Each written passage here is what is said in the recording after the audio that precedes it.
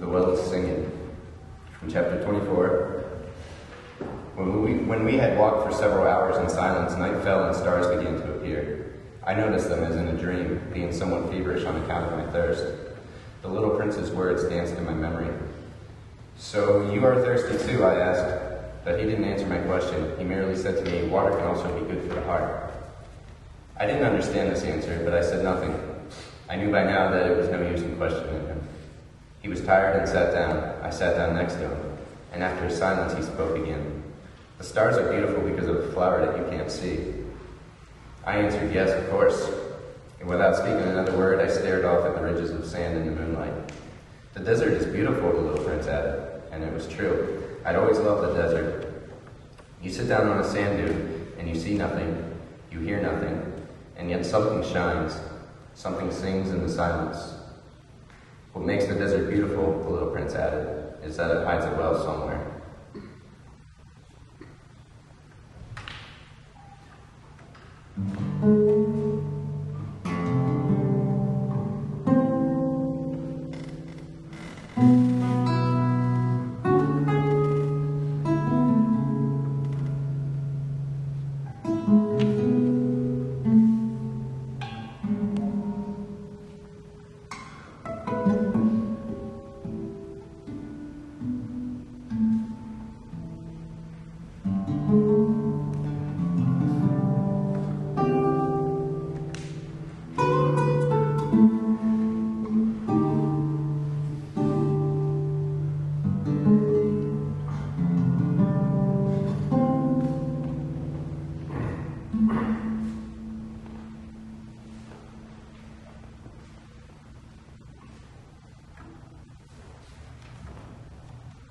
The Echo in the Mountains.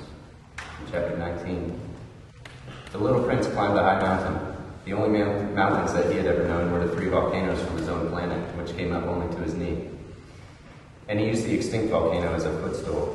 But from a mountain as high as this one, he thought to himself, I'll get a view of the whole planet and all the people on it. But he saw nothing but rocky peaks as sharp as needles. "Hello," he said, just in case. "Hello, hello, hello," the echo answered. "Who are you?" asked the little prince. "Who are you? Who are you? Who are you?" the echo answered. "Let's be friends, I'm lonely," he said. "I'm lonely, I'm lonely, I'm lonely," the echo answered. What a peculiar planet, he thought. It's all dry and sharp and hard, and the people here have no imagination. They repeat only whatever you say to them.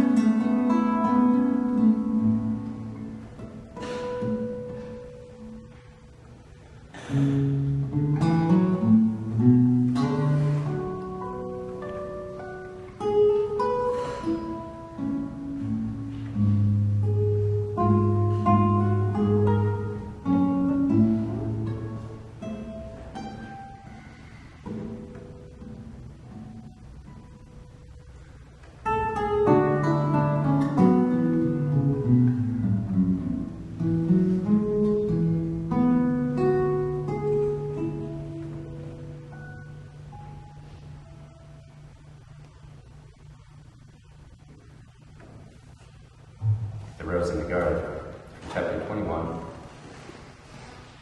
That was how the little prince had come to tame the fox, and when the time to leave was near, the fox said, "I shall weep." "It's your own fault," the little prince said. "I never wanted to do you harm, but you insisted that I tamed you." "Yes, of course," the fox said. "But you're going to weep," said the little prince. "Yes," the fox said. "Then you get nothing out of it?" "I get something," the fox said, "because of the color of the wheat fields." And then he added, "Go look at the roses again. You'll understand that yours is the only rose in all the world. Then come to say goodbye, and I'll make you a gift of the secret." The little prince went to look at the roses again. "You're not at all like my rose. You're nothing at all yet," he told him. "No one has tamed you, and you've tamed no one. You're the way my fox was, a fox just like 100,000 others. But I've made him my friend, and now he's the only fox in all the world to me." The roses were humbled. "You're lovely, but you're empty," he went on. "One could not die for you. Of course, any ordinary passerby would think my rose looked just like you. But my rose, all on her own, is more important than all of you together. Since she's the one I'd water, since she's the one I put under the glass at night, since she's the one for whom I killed the caterpillars, except 2 or 3 for butterflies. Since she's the one I listened to when she complained, or when she boasted, or even sometimes when she said nothing at all. Since she's my rose. And he went back to the fox. Goodbye, he said. Goodbye, said the fox. Here's my secret. It's quite simple.